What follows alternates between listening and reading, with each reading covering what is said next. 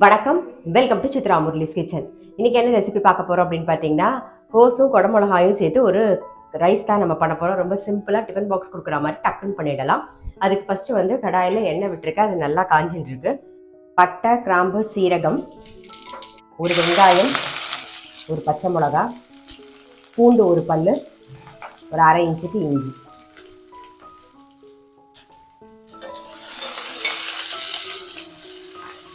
வெண்ணெய் வந்து ஒரு ஸ்பூன். வெங்காயம் வதங்கி எடுத்து கட் பண்ணி வச்சிருக்கிற கோஸ் சேர்த்துடலாம்.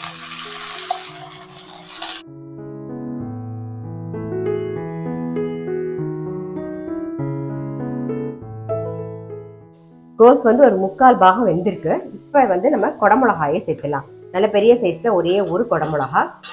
இது கூடவே நம்ம உப்பெல்லாம் இப்பவே போட்டுடலாம். தேவையான உப்பை நான் இப்பயே போட்டுடுறேன். நல்லா வதங்கட்டும். எல்லாம் சாதம் வடிக்கும் போதே உப்பு போட்டு வடிச்சாச்சு. அதனால வந்து காய்க்கு தகுந்த மாதிரி உப்பு போட்டுக்கோங்க. ரெண்டும் மிக்ஸ் பண்ணி வரும்போது பேலன்ஸ் ஆயிடும். 1 டீஸ்பூன் மிளகு வந்து பொடி பண்ணி எடுத்துக்கலாம்.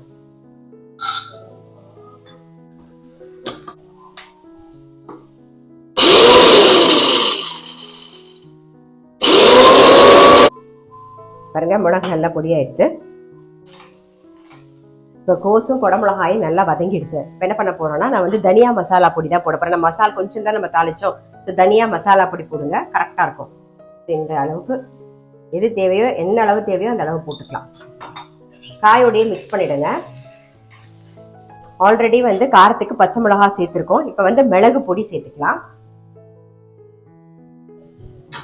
ரைஸ் வந்து ரொம்ப சிம்பிள், டக்குன்னு பண்ணி முடிச்சிடலாம். நம்ம வந்து பாஸ்மதி அரிசியை வந்து உப்பு போட்டு வடிச்சு வச்சிருக்கோம். எப்பயுமே சொல்ற மாதிரி தான், 1 கப் பாஸ்மதி அரிசி எடுத்தீங்கன்னா நல்லா வாஷ் பண்ணிட்டு ஒரு 20 நிமிஷம் ஊற வச்சு தண்ணியெல்லாம் வடிய விட்டுட்டு அதுக்கப்புறமா வேக வச்சு எடுத்துக்கோங்க.